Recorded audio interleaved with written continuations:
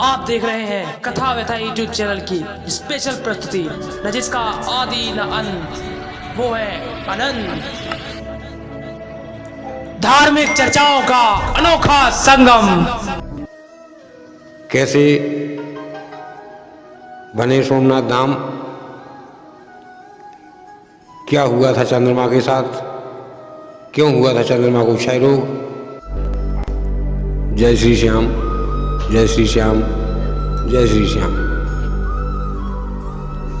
आप सुन रहे हैं कथा व्यथा यूट्यूब चैनल की अद्भुत प्रस्तुति अनंत, जिसमें मैं आपको भगवान शिव के 12 यानी कि 12 ज्योतिर्लिंगों की कथा में से पहले ज्योतिर्लिंग सोमनाथ धाम की कथा सुना रहा। कैसे बने सोमनाथ धाम, क्या हुआ था चंद्रमा के साथ, क्यों हुआ था चंद्रमा को क्षय रोग। जानने के लिए सुनिए पूरी कथा। जय श्री श्याम, जय श्री श्याम, जय श्री श्याम।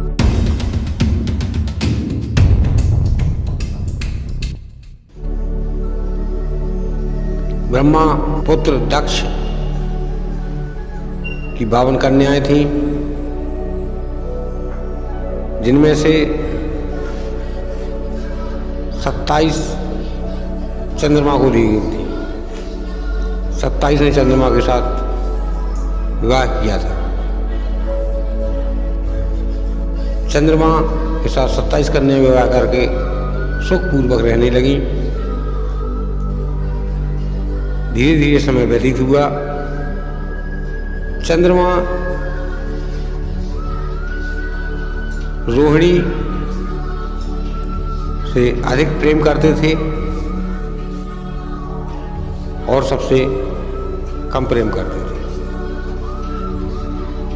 सभी लोग खुश थे, चलो ठीक है, रोहिणी के अलावा और सभी लोगों से प्रेम करते हैं। धीरे धीरे चंद्रमा का लगाव रोहिणी की तरफ ज़्यादा और बहुत ज़्यादा हो गया, यहाँ तक कि उन्होंने अपनी 26 पत्नियों से बात करना ही बंद कर दी। इस पर उनसे उनकी 5 पत्नियों ने कुछ जिद्दपूर्वक, जिस प्रकार से पति को मनाया जाता है, जिद्दपूर्वक जिद की कि नहीं, आप ये अन्याय कर रहे हैं हम लोगों के साथ में, ऐसा ना करें, ऐसा गलत कर रहे हैं। तब चंद्रमा ने कहा कि अगर मुझसे दोबारा में इस संबंध में बात की तो मैं तुम्हें निष्कासित कर दूंगा। उस दिन स्त्रियाँ कुछ नहीं बोली। 10-15 कुछ समय निकला, 10-15 दिन का। इसके बाद वही 5 स्त्रियाँ चंद्रमा के पास पर पहुँची। चंद्रदेव से कहा, हे चंद्रदेव, आप गलत कर रहे हैं, ऐसा आपको नहीं करना चाहिए। तब चंद्रमा ने कहा, मैं आप 5 को निष्कासित करता हूँ। जब इतनी बात हुई तो बाकी समस्त पुत्रियाँ, दक्ष प्रजापति की पुत्रियाँ डर गईं, घबरा गईं और अपने पिता के पास पहुँची। कहा, पिताश्री, इन 5 को चंद्रमा ने निष्कासित कर दिया है और हम लोगों से कहा है कि यदि कोई हमारे बीच में बोलेगा तो तुम लोगों के साथ भी यही होगा। अब दक्ष प्रजापति अपने जमाता दामाद चंद्रमा को बुलाते हैं। चंद्रमा से इस संबंध में बात करते हैं कि मैंने अपनी 27 कन्याएं तुम्हें दी हैं, मेरे लिए रोहिणी भी उतनी प्यारी है जितनी प्यारी 26 है। तुम्हारा परम कर्तव्य बनता है कि तुम सबके साथ एक सा व्यवहार करो। तुम ये गलत कार्य नहीं करो, क्योंकि तुम यदि गलत कार्य करोगे, एक से प्यार करोगे, बाकी से नफरत करोगे, तो ये नहीं चल पाएगा। इस प्रकार से चंद्रमा दक्ष प्रजापति के समझाने पर चंद्रमा की कुछ बातें समझ में आती हैं और दक्ष प्रजापति से कहते हैं, हे प्रजापति, मैंने जो गलती की है उस भूल को मैं क्षमा करें, आइंदा ऐसी गलती नहीं होगी। और अपनी 27 पत्नियों के साथ अपने लोक को लौट जाते हैं। धीरे धीरे कुछ दिनों तक सामान्य अवस्था चलती है। चंद्रदेव सभी पत्नियों से बोलते हैं, बातें करते हैं। धीरे धीरे साल या 2 साल में फिर वही सामने आ जाता है। रोहिणी से अधिक बोलना, रोहिणी के साथ समय व्यतीत करना और सब कुछ करना, बाकी 26 से कोई मतलब नहीं रखना। वह 5 जो पिताजी के कहने पर चंद्रमा के साथ आ गई थी, वह 5 फिर चंद्रमा के पास जाती हैं और कहती हैं, हे चंद्रदेव, आप गलत कर रहे हैं और आपने एक बार मुझसे कहा था, निष्कर्ष कर दिया था पिता के कहने पर, मैं दोबारा मैं आपके पास चली आई थी। अब आपका ये गलती नहीं सही जाएगी। तब चंद्रमा कहते हैं कि मैंने तुम्हारे पिता के आग्रह पर, पिता के कहने पर कह दिया था कि मैं तुम्हें दोबारा में स्वीकार करता हूँ, लेकिन आज मैं तुम्हें फिर से कहता हूँ कि मैं तुम्हें त्यागता हूँ। साथियों, जो 27 कन्याएं थीं दक्ष प्रजापति की, वही 27 नक्षत्र हुए और उन्हीं में 5 नक्षत्र ऐसे होते हैं जिन्हें मूल कहा जाता है। बालक के जन्म पर कहते हैं मूल लग गए हैं, तो वही चंद्रमा द्वारा निष्कासित पत्नियां ही मूल कहलाती हैं। इस प्रकार से वह अपने पिता के पास 26 कन्याएं वापसी आती हैं, सारी घटना सुनाती हैं। पिताजी कहते हैं कि ये तो बहुत गलत हुआ है, अब चंद्रदेव को समझाने से कोई फ़ायदा नहीं है, यदि समझना होता तो उसी समय समझ गए होते। तब कन्या रोने लगती हैं और कन्याओं को, अपनी कन्या को रोते हुए देख पिता को क्रोध आता है। अंजलि में जल लेकर चंद्रमा पर छिड़क देते हैं और कहते हैं कि हे चंद्रदेव, मैं तुम्हें श्राप देता हूँ कि तुम्हें क्षय रोग हो जाए। क्षय रोग आप लोग जानते होंगे, जिसे आज टीबी कहा जाता है। टीबी घर में लगाने वाला टीबी नहीं होता है, वो रोग अलग होता है जिसमें आदमी शरीर सूखता जाता है और आदमी की शक्ति क्षीण होती जाती है। जब चंद्रदेव को यह रोग हुआ और चंद्रदेव परेशान होने लगे, शरीर शिथिल पड़ने लगा, अब चंद्रदेव जाकर देवताओं के पास पहुंचते हैं। वहाँ देव ऋषि नारद मिलते हैं, रास्ते में जा रहे होते हैं।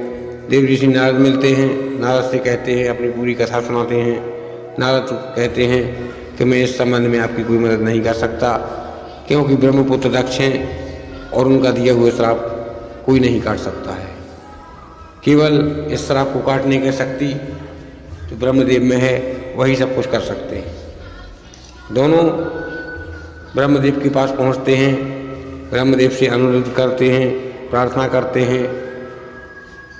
ब्रह्मदेव कहते हैं कि मैं दक्ष का दिया श्राप वापस नहीं कर सकता और ना ही मैं उससे कुछ कह सकता, क्योंकि वह मेरे पैर की अंगूठे से क्रोध में पैदा हुआ है और वह क्रोध में मुझसे भी कुछ गलत कह देगा, इसीलिए मैं उससे कुछ नहीं कह सकता हूँ। आप एक काम कीजिए, भगवान श्री हरि के पास जाइए। श्री हरि के पास जाते हैं। श्री हरि कह देते हैं कि भाई मैं आपकी मदद नहीं कर सकता हूँ। अब ब्रह्मा, भगवान श्री हरि, नारद, चंद्रमा सभी लोग मिलकर भगवान शिव के पास जाते हैं। वहाँ देखते हैं कि भगवान शिव समाधित हैं, अपनी समाधि में लीन हैं। कई बार ओम नमः शिवाय मंत्र का उच्चारण किया जाता है लेकिन भगवान शिव अपनी समाधि से बाहर नहीं आते। तभी वहाँ पर देवगुरु बृहस्पति आ जाते हैं और देवगुरु बृहस्पति कहते हैं कि अगर शिव समाधित हैं और शिव समाधि से बाहर नहीं आ रहे हैं तो इसका मतलब है कि वो किसी और कार्य में व्यस्त होंगे। अब दिखाई देते हैं कि शिव समाधि में बैठे हुए हैं, समाधि में शिव होते ही नहीं हैं।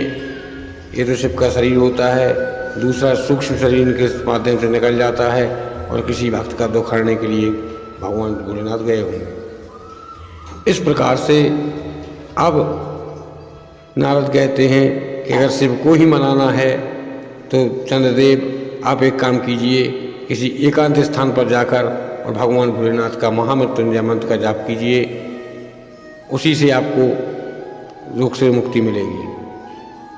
तब देवर्षि नारद सौराष्ट्र, जो कि आज गुजरात में है, उस स्थान पर आते हैं और वहाँ 11,000 बार महामृत्युंजय मंत्र का जाप 6 माह तक खड़े होकर महामंत्र का ओम नमः शिवाय महामंत्र का जाप करते हैं, महामृत्युंजय मंत्र का जाप करते हैं। जब भगवान शिव इतनी कठोर तप होता है जो अभी तक किसी ने नहीं किया था, भगवान शिव प्रकट हो जाते हैं और देवर्षि नारद से कहते हैं, देव और चंद्रदेव से कहते हैं कि हे चंद्रदेव, क्या बात है, आपने इतनी कठोर तपस्या क्यों की?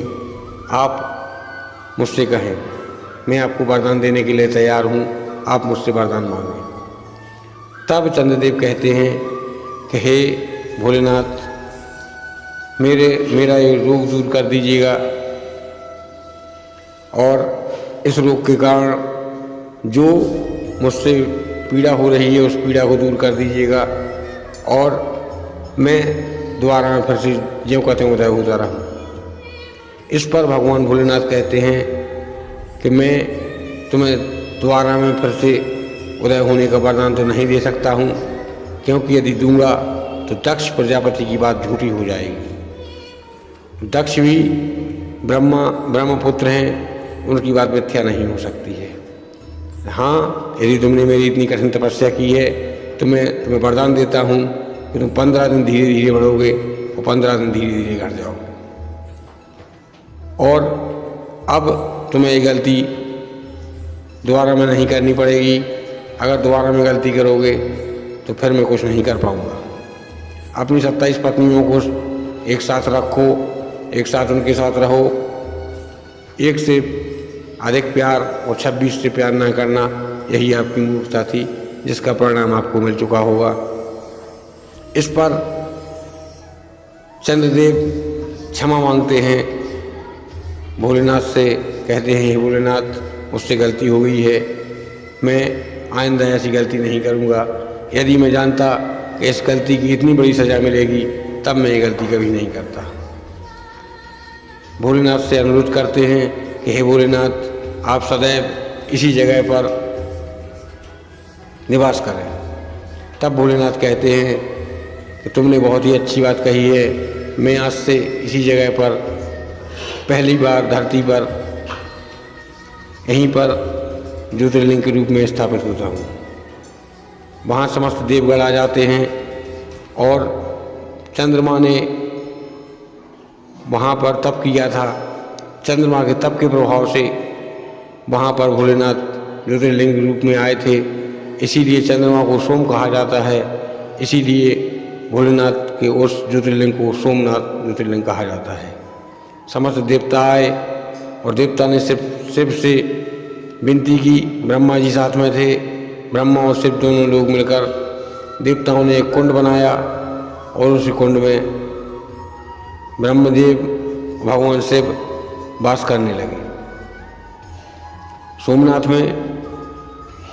सोमनाथ ज्योतिर्लिंग के बगल में एक विशाल सरोवर बना हुआ है जिसमें भगवान शिव ब्रह्मदेव वास करते हैं।